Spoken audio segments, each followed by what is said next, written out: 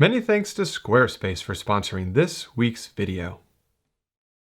There aren't many editing techniques that I use on each and every one of my landscape photos, outside of the usual suspects, of course, things like correcting exposure or contrast or maybe adjusting colors.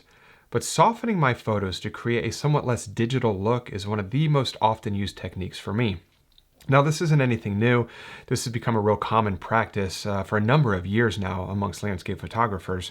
And you might have heard this technique referred to or described as creating a dreamy or ethereal look, or the painterly look, or applying an Orton effect. And there's multiple different ways you can create this effect in both Lightroom and Photoshop.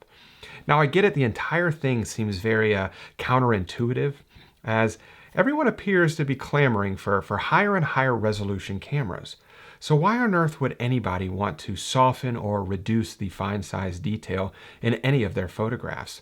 And I think it's a personal preference. Some like it and others don't. And I certainly wouldn't want to speak for anyone else. But I personally like this look. I prefer this look as it reduces kind of that somewhat cold and lifeless look that an overly sharp digital photo can have sometimes, and it replaces it with a more subdued or painterly effect that feels like it has more life associated with it, kind of like how film does. Now, if you want to apply the actual Orton effect to your landscape photos, you have to do that inside of Photoshop, which I'll get to in just a second. But there are multiple different ways you can create this ethereal look inside of Lightroom. Now, the very first thing that I like to do is just reduce the overall size of the image. Just that way I have more workspace around the actual photograph to work. So I'm going to come up here and just select 1:16 right here. And that's just going to shrink the overall image. And then I like to come up here to the adjustment brush. And I'm going to come down to flow. I want to make sure that's set at 100. And I want to make sure that auto mask is deselected. I'm going to hit the shortcut key O just so I can see exactly where I'm painting. And I'm just going to take a couple quick brush strokes. Whoops, let me hit shortcut key O again. And I just want to cover the entire image in this effect. And I think that looks good there. And then I'm just going to come back and hit fit. And I'm going to hit, actually I'm going to leave the mask overlay on for right now. But once I have the entire image covered in the mask, I can now determine exactly where I want to apply this effect and where I don't want to apply it. And I found that it's most impactful when you don't apply this effect to the entire image, because sometimes if you soften or create this kind of ethereal look across the entire image, it's a little bit hard to notice because there's no contrasting areas. It's all the same type of effect. And I found that if you get a little bit selective with where you want to put this effect, that it has a little bit more impact. And I found that areas that have a high density of detail, so things like detail in leaves or detail in branches or detail in trees, so like woodland areas are a great place to kind of soften or create this ethereal look. So what I want to do for this image is I want to remove the effect that we're going to apply from kind of the staircase through here and to the immediate foreground. So I'm going to come over here to erase.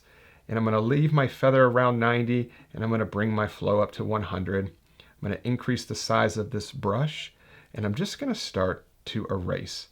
I want to erase the area in the immediate foreground, and I want to erase along the actual staircase. And it doesn't have to be perfect. I'm going to get right through here. I'm going to reduce the size of the brush now because we're getting closer to the actual top of the staircase, maybe a little bit more. Kind of all through here and along this edge, along right through there. And I think that looks good. And just so the transition zone right through here, like along the edge, isn't so abrupt, I want to kind of feather that a little bit. So I'm going to come down the feather. I'm going to bring it down to maybe around 40. Oops, I didn't mean feather, I meant flow. Let me go back to bring the feather to where we were. I'm going to bring the flow down to around 40. And then just kind of take a couple passes along that edge just to kind of soften that transition zone just a little bit. Maybe increase the size of my brush just a little bit more. Maybe take just one more pass through there and maybe one more pass all along right through there. And I think that looks good. Make sure I got all that area there. And then I'm going to hit the shortcut key O just to turn our mask overlay off. Now, once you have the areas determined, like where you want to put the effect and where you don't, you can go ahead and start to create this kind of ethereal or painterly look. And there's multiple different ways to do this. And one of my favorite ways to do it is by introducing a little bit of negative dehaze, because Using negative dehaze actually introduces the illusion of haze. And whenever we see haze or fog, that's associated with kind of that ethereal or that soft look. So I'm going to come up here and I'm going to introduce a little bit of negative dehaze. And then I'm also going to introduce a little bit of negative clarity because that's a great way to soften the details in the overall image. Oop, maybe not quite that much. We can also use texture as well. If we use negative texture, that's going to actually soften the smallest levels of detail in the photograph, or the small to mid-size levels of detail. Small to mid-size levels of detail, and the clarity is going to actually reduce the larger size detail in the photograph. So I'm going to reduce both of those a touch. And then we can actually bump up the exposure just a little bit just to kind of create that glowing effect. We can also warm the temperature up a little bit as well. And then we can just toggle the overall effect on and off. So this is where we started, and this is where we're at now. So this is before and after. And that already made a big difference. And sometimes it's easiest to see, whoops, if we actually zoom in to maybe a specific area, so like this woodland area right through here, and toggle the effect on and off. So this is before and after, before and after. And of course, if you notice that maybe you went a little bit overboard and you want to actually reduce something, you can just come up here and make any of those changes very simply just by reducing them right here. Maybe we want to bring that temperature back a little bit, or maybe we want to just dial the exposure down just a touch, but it's real simple to make those adjustments there. And then here's another image right here where we want to apply maybe this effect to like this background area where there's a lot of woods, and it kind of looks like there's a little bit of sunlight peeking through the canopy up here. So maybe we want to exaggerate that a little bit. So I'm going to come up here to the actual graduated filter. We're going to just drop this down across the top right through here. Hit the shortcut key O just so we can see exactly what we're working with. And I think that looks good right there. And a lot of times I like to brighten an area in the background of the photograph because the human eye will naturally gravitate towards the brightest areas of your scene. And if that happens to be in your background, that's a great way to draw the viewer's eye throughout your entire photograph all the way into the background of your scene. So what I'm going to do is we already have our graduated filter set right there. I'm going to introduce some negative dehaze, introduce a little bit more in this scenario, I think. Let's soften it down a little bit of negative texture as well. Let's bump up the exposure quite a bit on this one. And let's warm it up a little bit. And let's toggle the entire effect on and off. So this is before and after, before and after. And that made a world of difference just to really kind of give that illusion that there's sunlight peeking through the canopy of those trees and just really exaggerating that. And also made that the brightest area of the scene. So that's kind of like a double win there. I think I introduced maybe a little bit of too much negative dehaze there, but somewhere right around there looks good. And of course, if there's any other area that you want to make an adjustment to, so let's say that maybe we want to soften down the detail in this area right through here. We can just bring our radial filter around there, hit the shortcut key O, just so you can see exactly what we're doing. I think that looks good. Then we can just reduce the clarity there, maybe reduce the texture just a little bit. Maybe not add any dehaze in that scenario. You can also reduce the contrast a little bit. That's another great way to soften a particular area of your photograph as well. But those are all different techniques to actually just soften certain areas of your image. Of course, you can definitely just reduce clarity across the overall photograph, but I found it to be a great technique just to get a little bit more highly selective with where you apply this kind of ethereal or painterly look. Now, if you want to apply the actual Orton effect, I had mentioned earlier that has to be done inside of Photoshop. So what you want to do, here's an image of Half Dome in Yosemite, which is the last few moments of light just kind of kissing the top right here and illuminating this small little patch of snow here, which I really liked. And if you want to apply the Orton effect, it's actually very simple, and there's a ton of different ways to do this. I don't know if the way I do it is the best way, but it is a very, very simple way, and I'm really happy with the results that it creates. So what I do is I want to duplicate the background layer here, and the shortcut key is just by hitting Command J, and that's just going to make an exact copy. We can name this Orton just to stay a little bit more organized. And then what I want to do is select that layer, and I'm going to come up here to Filter, Blur, and I'm going to come across to Gaussian Blur. And then it's going to pop up this dialog box asking you to select a radius in pixels. Now there's a couple schools of thought here. What I always do is base it off of the amount of megapixels that were, by the amount of megapixels in the camera that were used to create the photograph. So for this shot, it was taken on my Sony a7R Mark II, which is a 42 megapixel camera. So I'm gonna set the megapixel radius, or the pixel radius here, so somewhere right around 42. So, I mean, it doesn't have to be exactly, I always just try and kind of keep it in the ballpark. So somewhere right there looks good. And that's the first step.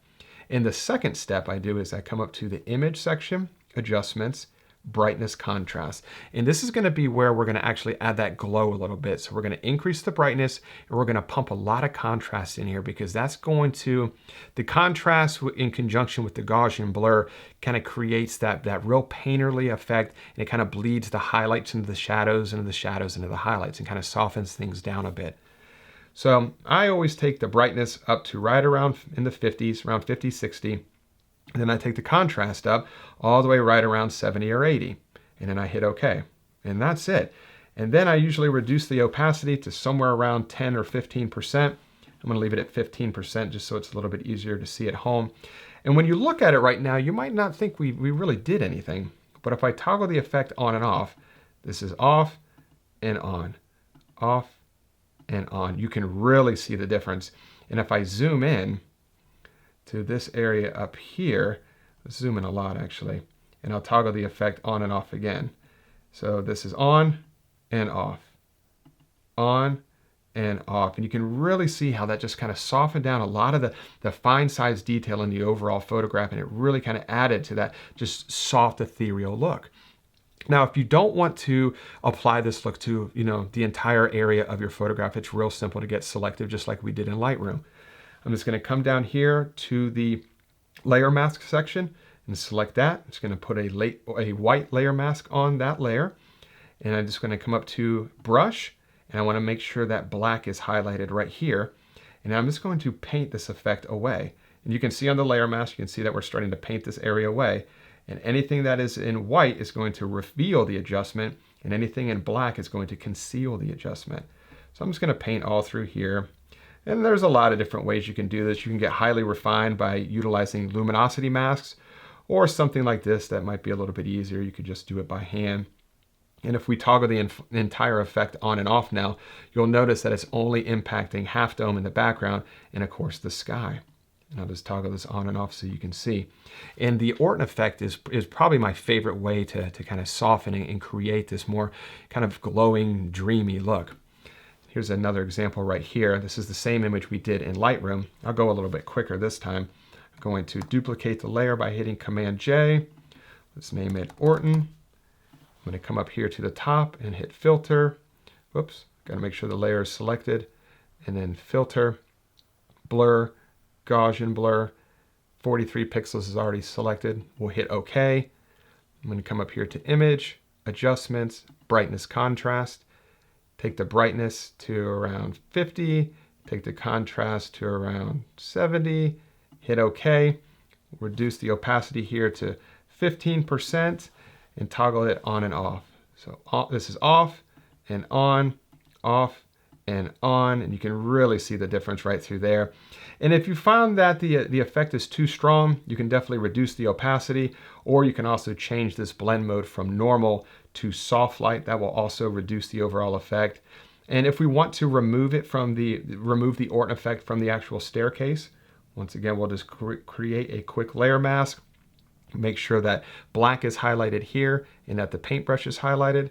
And we can just take a couple brush strokes right through here and just kind of paint away the entire effect right through there. And we could spend a lot of time on this, but I'm just doing it real quick just for demonstration purposes. And then we can toggle the entire effect on and off just like that. You can really see the difference up through here. Let me zoom into that area just so it's really easy to see. Come up here to that background, toggle it on and off, on and off. That's off and on. So it makes a real big difference, and it's a great way to just kind of soften that image a little bit. And like I mentioned earlier, just kind of get away from that cold, lifeless, overly sharp digital photo. And I think that using these types of techniques in different capacities is just a great way to do that. Now, before I do wrap up this week's video, I do want to say just a big thanks once again to the sponsor of this week's video, which is Squarespace, who I use for all of my website needs. Squarespace provides a dynamic and attractive online platform to create your website. You can display your photography using Squarespace's professional portfolio designs and customize the layout and look and feel of your gallery in order to make it your own. With Squarespace's traffic overview feature, you can easily track trends in page visits and views to better optimize your content. You can even grow and engage with your customers with Squarespace email campaign tools, which enables you to create engaging emails that match your website with your products, blog posts, and logo, just so that your messaging remains consistent. So if you're looking to start a new website or possibly upgrade your current website, go to squarespace.com/Mark Denney to get a free trial and 10% off your first purchase. So I hope you're able to pick up some helpful information that you can apply to your landscape photography, your post-processing moving forward. I think this is just a great way to just kind of take your editing to another level. Now, if you have any questions about anything, please leave those in the comments section below, and I guarantee I will get back in touch with you. And if you did enjoy this week's video, if you could give it that thumbs up and subscribe to the channel if you're not subscribed already. And as always, I really do appreciate you watching this week's video, and I will see you all next week. Bye.